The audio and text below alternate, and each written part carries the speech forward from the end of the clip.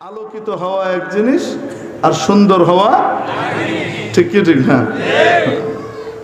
তো মেরে মুহতারাম দোস্ত, তো তালাক তিনটা একসাথে দিলে কয়টা পড়ে? আল্লাহু আকবার।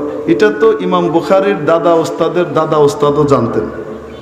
ইমাম বুখারীর দাদা ওস্তাদের দাদা ওস্তাদ ইমাম সুলাইমান ইবনে মেহরান আল আমাশ, বিখ্যাত হাদিস বিশারদ। বুখারী শরীফ বা মুসলিম শরীফের মনে হয় 5-7 পাতা পাওয়া যাবে না যেখানে আমাশের রেওয়ায়েত নাই, ইমাম বুখারীর ওই ওস্তাদের নাম নাই। হাদিস বর্ণনা করছেন তার কাছ থেকে। যুগ শ্রেষ্ঠ হাদিস বিশারদ ছিলেন। স্ত্রীর সাথে খটমট লেগে থাকতো সারাক্ষণ, স্ত্রীকে জান দিয়ে ভালোবাসতেন। খটমট কেন লাগতো?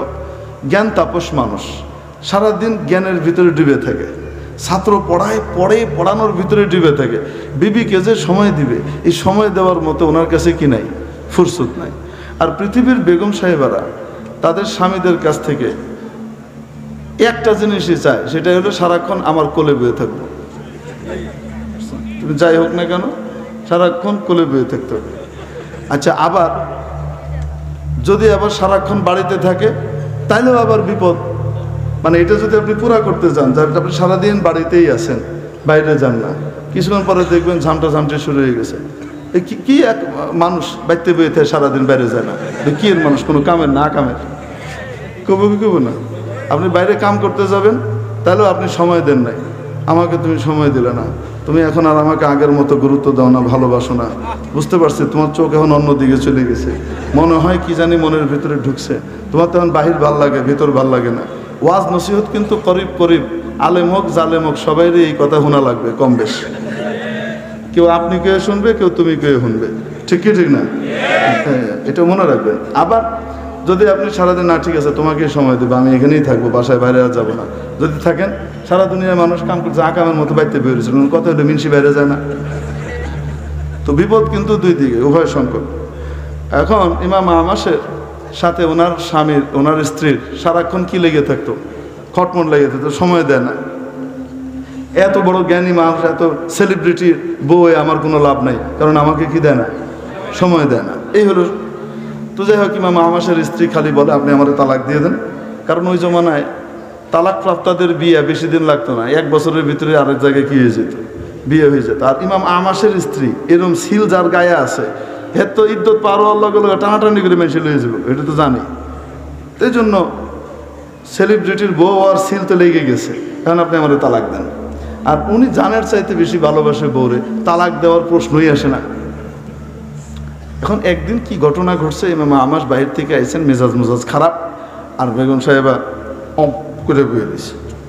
উনি কথা বলতে বলেন, কথা কয় না, রাগের চোটে ঠাস করে কুয়ে ফেলেছে, যদি ফজরের আগ পর্যন্ত তুমি কথা না বলো তোমার উপর 3 তালাক বলে ফেলছে। এখন বলে ফেলার সাথে সাথে বেগম সাহেবা তো এটাই চাইতেছিল, এই যে হুঁক করে বইছে, আর কোনো কি নাই, নট নড়ন নট চড়ন, আর কোনো খবরই নেই, কোনো কথা কয় না। এদিকে ইমাম আমাশ বেগমকে হাসানোর জন্য সুন্দর সুন্দর কথা কইতেছে, চুটকি শোনাইতেছে, গল্প শোনাইতেছে, যতই যাই শোনায়, কারণ এ নিয়ত করে বইছে এই সুযোগ জীবনে আর পাবো না, পাইছি শুধু ফজর পর্যন্ত চুপ করে থাকি, তাইলে কি হয়ে যাবে, কাম হয়ে যাবে। উনি দেখেন অবস্থা তো খারাপ, এ তো কথা কবে না, এদিকে টাইম তো পার হইতেছে। মাথায় আসলো এই সমস্যার সমাধান কি করতে পারে। তো চিন্তা করে দেখলেন রথী মহারথী কাউরে দিয়ে কাজ হবে না, আমার এক শাগরিদ আছে, নাম হলো নোমান ইবনে সাবিত, এর কাছে যে কোনো মাসলা দেওয়া হোক ধাই করে সমাধান করে দেয়, কোরআন সুন্নাহ দিয়ে এত অসাধারণ সমাধান দেয় যেটা অন্য কেউ পারে না। আনপ্যারালাল এক ছাত্র, বড় আলেম। তখন ছাত্র ফারেক হয়ে বড় আলেম হয়ে গেছে, এখন দৌড় দিয়ে ছাত্রের বাড়িতে গেছে, কে সমাধান করতে পারলে আমার এই শাগরিদই পারবে। শাগরিদও ওইরকম সারা রাত নফল নামাজ পড়ে, 1 রাকাতে 15 পারা পড়ে, আর 1 রাকাতে বাকি 15 পারা পড়ে, 2 রাকাতে 1 খতম কোরআন শেষ করে ফেলে।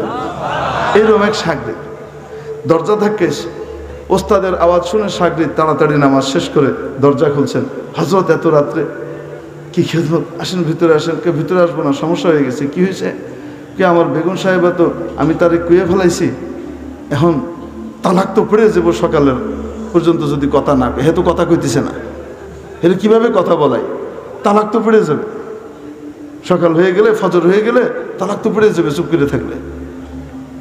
তো ছাত্র বলতেছে, হুজুর চিন্তা করেন না, আপনি যান, আপনি পেরেশান হয়েন না, তালাক পড়বেন না ইনশাল্লাহ, আপনি যান, আমি ব্যবস্থা নিচ্ছি।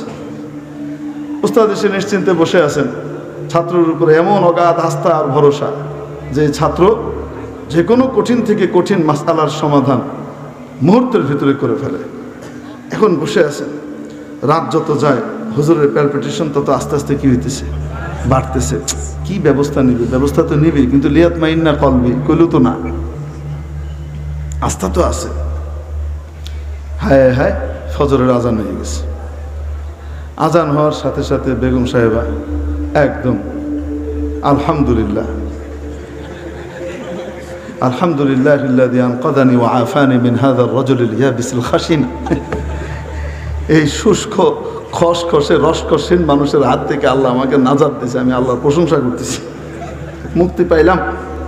ওইটা গাট্টি বুসকি বোঝাইতেছে আর রেডি করে আর কইতেছে, আপনি লোকটা খুব ভালো, কোনো সন্দেহ নাই, আপনার মতো ভালো মানুষ পাওয়া যাবে না, এটাও ঠিক, কিন্তু কি করব বলেন, আমার একটু খালি আপনাকে কাছে পাইতে মন চায়, আপনি এখন সময় দেন না, এই জন্য গেলাম আর কি। তবে আমি সাক্ষী দিচ্ছি, আপনার মতো ভালো স্বামী পৃথিবীতে আরেকটা পাওয়া খুব দুষ্কর, পাওয়া যাবে না। হয়েছে আর এত কওয়া লাগবে না। না না, যেটা সত্যি ওটা তো কইতেই হইব, আমারও তো অনেক দোষ আছে, খালি রাগ করতাম আপনার সাথে। আচ্ছা ঠিক আছে, যাই। এদিকে উনি তো চুল ছেঁড়ার বাকি, নোমানের উপরে এমন আস্থা রাখলাম, আর এই আস্থার ফলাফল এই দাঁড়াইল, এটা কি হইল? তো যাই হোক, পেরেশান। এর ভিতরে হঠাৎ দরজা ধাক্কাইতেছে কেউ, দরজা খুলে দেখেন এলাকার মুয়াজ্জিন সাহেব আর সাগরিদ নোমান দুইজন খাড়া রয়েছে। তো দেখার সাথে সাথে হুজুর, মুয়াজ্জিন সাহেব কিছু বলবে, রাখো তোমার মুয়াজ্জিন সাহেব, তুমি আমার চোখের সামনে থেকে যাও, তোমার চেহারা আমি এখন আর দেখতে চাচ্ছি না, তোমার উপরে আস্থা রেখে ভুল করলাম, জীবনে এত বড় ভুল তার কখনো করি নাই। হুজুর, মুয়াজ্জিন সাহেব একটু কথা বলবে, যদি শুনেন, উনি কিছু বলতে চান। মুয়াজ্জিন সাহেব কইতেছে যে হুজুর, একটু ভুল হয়ে গেছে, ফজরের আজান আজকে একটু আগে হয়ে গেছে। ফজরের আজান কি হয়ে গেছে? একটু আগে হয়ে গেছে। আসলে হয়েছে কি, এই নোমান ইবনে সাবিত, যার আরেক নাম আপনারা চেনেন আবু হানিফা, ইমাম আবু হানিফা, ওইটা কইলে আবার রুমালি সাহেবদের গা জ্বালা করবে, তো ঘটনাটাই শুনবে না, এই জন্য একটু পুরাটুকু শেষ করে কইলাম আর কি। তো আবু হানিফা সাহেব করছেন কি, যে এত বড় ইবাদত গুজার মানুষের তো সবাই জানে, মুয়াজ্জিন সাহেবকে গিয়ে, মানে তাহাজ্জুদের সময় চলতেছে, এখনো কি হয় নাই, ফজরের ওয়াক্ত হয় নাই, গিয়ে মুয়াজ্জিন সাহেবকে দিছে ধাক্কা, আরে সময় তো চলে গেল, আজান দিবেন না। আবু হানিফার ধাক্কা খেয়ে মুয়াজ্জিনের তো গড়িত না ওই জমানায়, আকাশ দেখবে, তারা দেখবে, সময় আছে নাকি, লাভ দিয়ে ওইটা খাড়াই ওযু করে আল্লাহ আজান দিয়ে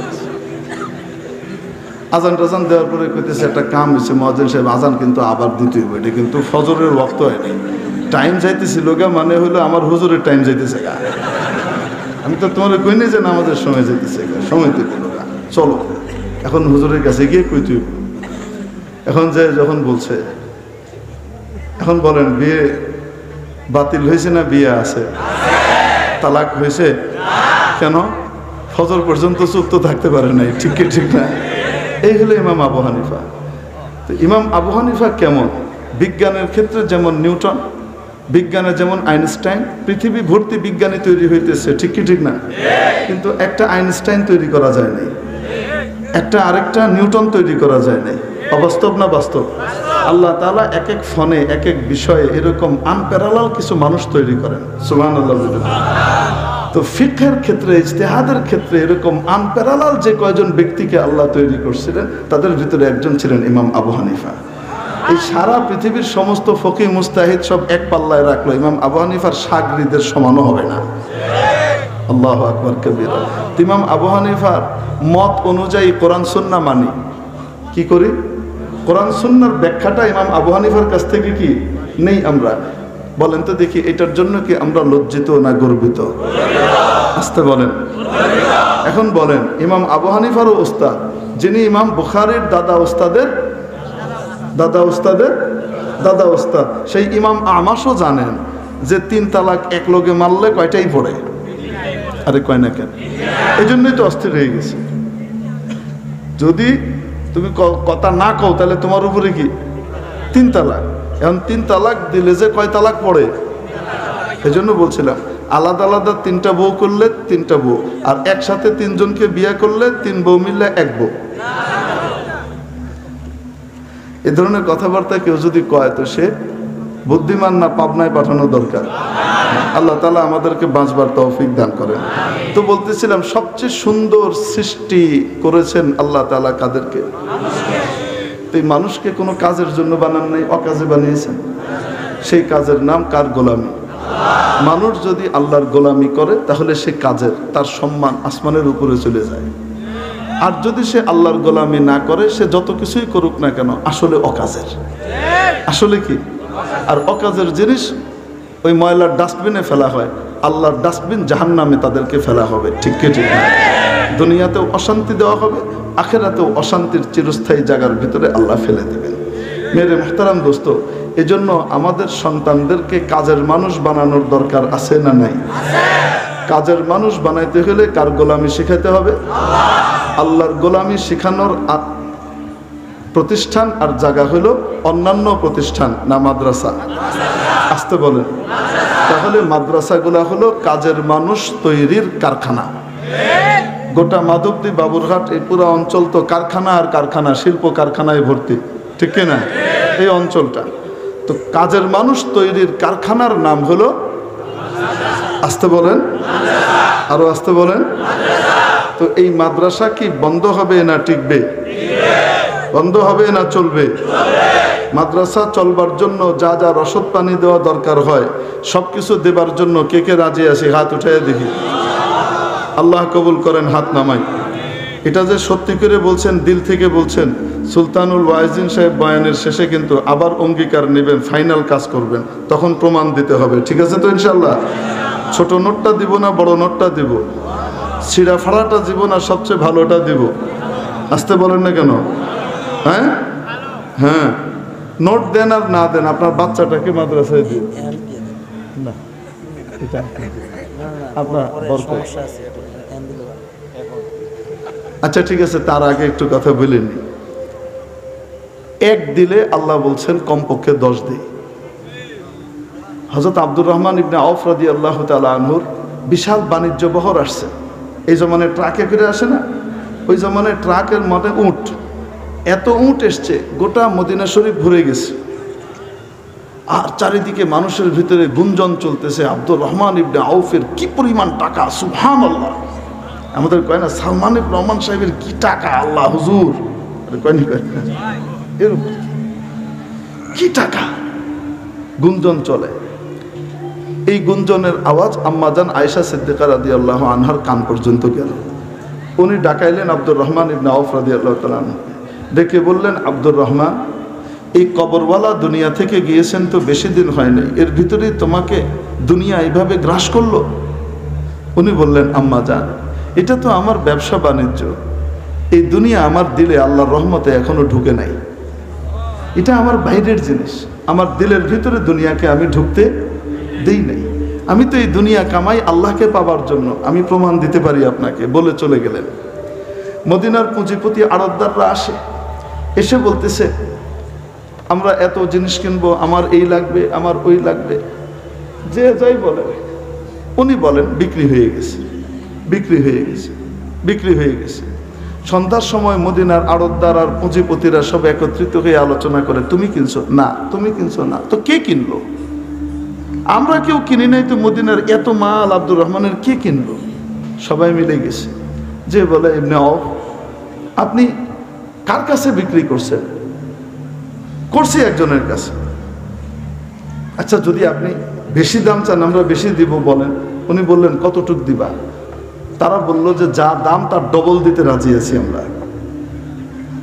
উনি বললেন, আমি এমন একজনের কাছে বিক্রি করেছি যিনি 1-এর বদলে 10 দেন।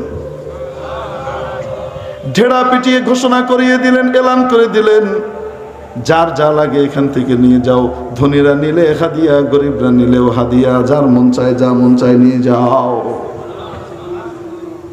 সকাল হবার আগে আগে আব্দুর রহমান ইবনে আউফ রাদিয়াল্লাহু তাআলা আনহু সমস্ত কিছু নিয়ে আল্লাহর রাস্তায় কি করে দিলেন? বিলিয়ে দিলেন। ধনী গরিব যে চায়, যার দরকার। অনেক ধনী আছে বলতে পারে না যে তার এই মুহূর্তে টাকার দরকার আছে না নাই?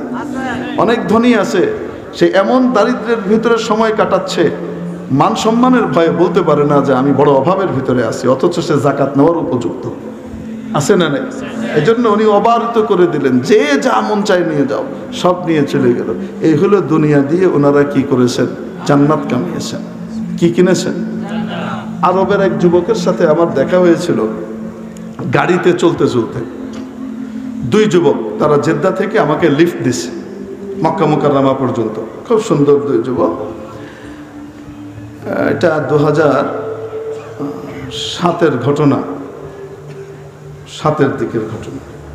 তো আমি কৌতূহলী হয়ে তাদেরকে জিজ্ঞেস করলাম, তার কারণ তখন উসামা বিন লাদেন নিয়ে অনেক বেশি কল্পনা চলতেছে। আমেরিকা এক কথা কয়, তার দোসররা এক কথা কয়, আরবরা এক কথা কয়, বাইশে এক কথা কয়, কোনটা যে ঠিক। তো আমি একটু নেগেটিভভাবে আমি উসামা বিন লাদেনকে উপস্থাপন করে তাদের কাছে জিজ্ঞেস করলাম, মাযা রায়ুকুমা, তোমাদের মত কি এই ব্যাপারে? তো চুপ থেকে একজন বলছে, আপনাকে তো ভালো মানুষ মনে করছিলাম। কি বলতেছে?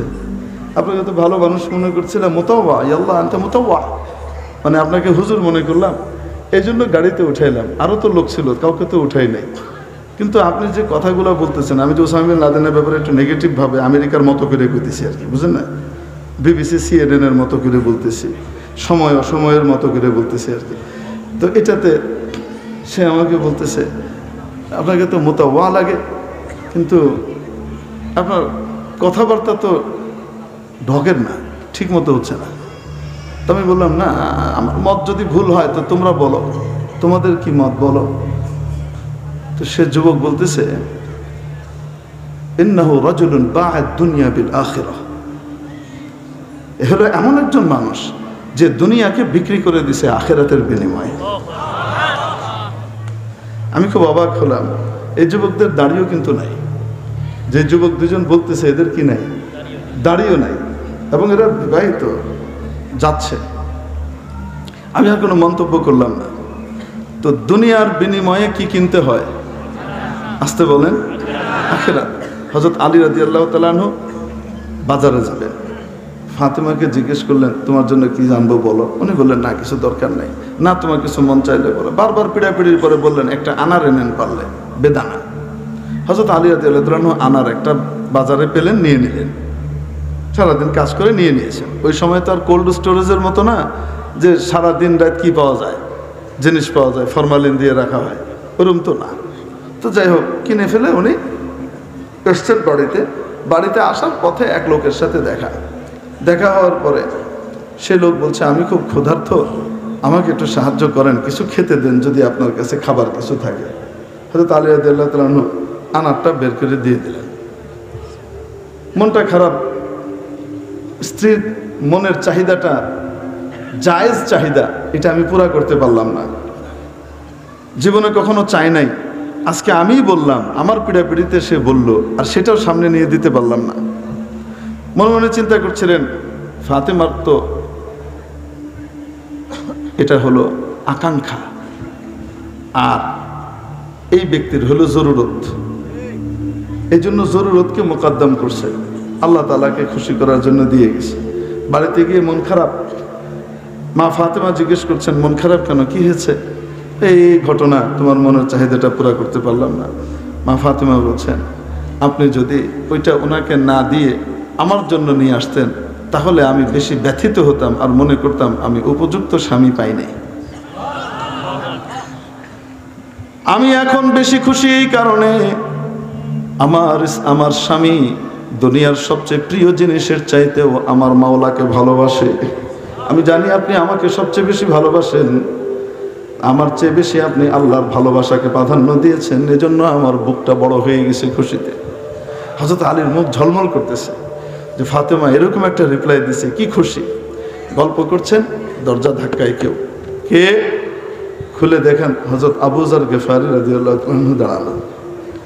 হযরত আবু যর গিফারী সালাম দিয়ে ভিতরে ঢুকলেন অনুমতি নিয়ে, একটা পোটলা বাড়িয়ে দিলেন, আলী নাও, তোমাদের জন্য কিছু আনার নিয়ে আসছি। এক ব্যাগ আনার দিছিলেন। কয়টা? ভেতরে নিয়ে বলে, ফাতেমা নাও, দেওয়া হয়েছে আল্লাহর কাছে একটা, আল্লাহ এক ব্যাগ পাঠিয়ে দিচ্ছে। তো বা ফাতেমা বের করছেন, খুলছেন। হঠাৎ হযরত আলী জিজ্ঞেস করলেন, দেখো তো কয়টা আছে। তো খুলে দেখে 9টা আছে। কয়টা?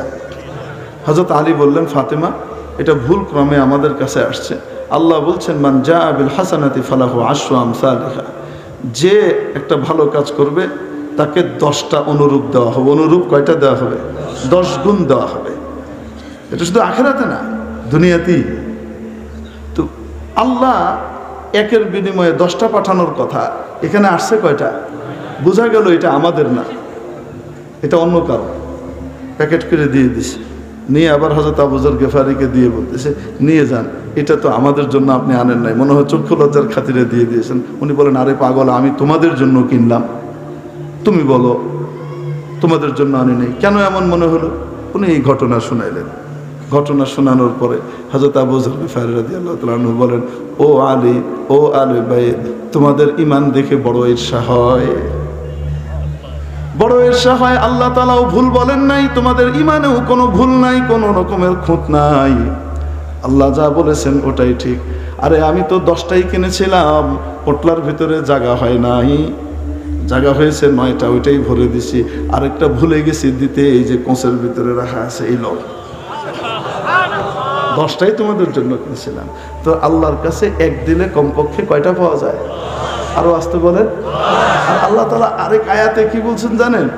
আল্লাহর রাস্তায় কেউ যদি পাঠায়, সে নিজে অংশগ্রহণ করতে পারে নাই, তো তাইলে 1 টাকার বিনিময়ে 700 টাকার সওয়াব, 700 গুণ। মেরে মুহতারাম দোস্ত, এই অপরচুনিটি, এই সুযোগ বারবার আসে না, মাঝে মাঝে আসে। আসলেও নায়েবে রসুলদের উপস্থিতিতে, নেককার পরহেজগার দিনদার মানুষদের উপস্থিতিতে, এত আহলে ইলম তালিবুল ইলমদের উপস্থিতিতে, ইমাম সাহেবদের, আল্লাহর প্রিয় বান্দাদের উপস্থিতিতে সবসময় কি এটা সম্ভব হয়? আরে কন্যা কেন? আরে বুঝে না কেন?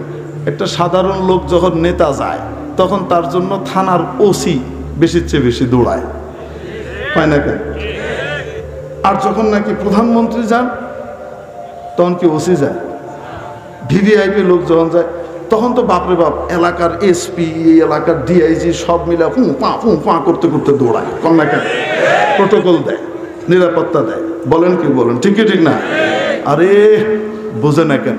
সাধারণ মানুষের যদি কি হয়, জমায়েত হয়, তাহলে ফেরেশতারা চারিদিক থেকে ঘিরে থাকে, ঠিক কি ঠিক না? কিন্তু যখন ভিভিআইপি পার্সনরা আসে, নবীর ওয়ারিসরা, আলেম ওলামারা আসে, আলেম ওলামাদের অনেক সংখ্যাধিক্য হয়ে যায়, তলেবুল ইলমরা অনেক জমা হয়ে যায়, সেই জায়গা থেকে সাধারণ ফেরেশতারা থাকে না, ভিভিআইপি ফেরেশতারা থাকে। এই ভিভিআইপি ফেরেশতাদের সামনে সাক্ষী রেখে আল্লাহর কাছে ওয়াদা করার জন্য সুযোগ কি সবসময় পাওয়া যায় নাকি? হ্যাঁ, মাননীয় প্রধানমন্ত্রী আপনার কাছে ডেকে বললেন, ও দুলাল মিয়া, তুমি আমাকে 2500 টাকা দিয়ে একটা শাড়ি দিও, মনে করেন। তো আপনি কি 2500 টাকার শাড়ি কিনবেন? আরে প্রধানমন্ত্রী কি 2500 টাকার শাড়ির আপনার কাছ থেকে নেওয়ার কোনো দরকার আছে? আরে শাড়ির অভাব আছে নাকি? কয় না কেন? আপনার কাছ থেকে প্রধানমন্ত্রী চাওয়ার অর্থ হলো, আপনাকে কোনো কিছু উনি দিতে চাইতেছেন, আপনার মান মর্যাদা বাড়াইতে চাইতেছেন, সকলকে দেখাইতেছেন তার সাথে আমার সম্পর্কটা কি, দেখ সাবধানে কথা কই চল লগে, কন না কেন? আমি তার কাছ থেকে চাইয়া নিই এই সম্পর্ক, হ্যাঁ কোনো দরকার নাই, তারপরেও চাইতেছে। কিসের জন্য? নিজের জন্য না, যার কাছে চাইতেছে তার মান বাড়ানোর জন্য। আপনার কাছে 2500 টাকার শাড়ি চাইছে, আপনি 2500 টাকার শাড়ি নেবেন না, ঢাকা গিয়ে 25,000 টাকা দিয়ে একটা শাড়ি কিনবেন কমপক্ষে। আপনি জানেন 25,000 টাকা দিই নেই, 25,000 টাকা মানে হলো 25,000 কোটির স্যাংশন হবে, ফয়সালা হবে, হয় না কেন? যদি উনি খুশি হয়ে যায়।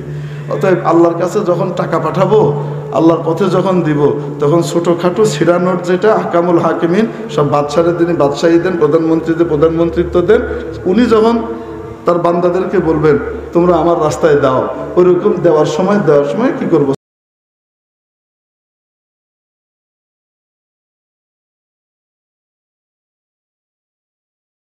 বলেন ছোটটা না সবচেয়ে বড়টা? কারণ একের বিনিময়ে কমপক্ষে, আর ভিভিআইপি মজলিসের ভিতরে শুধু 10 থাকবে।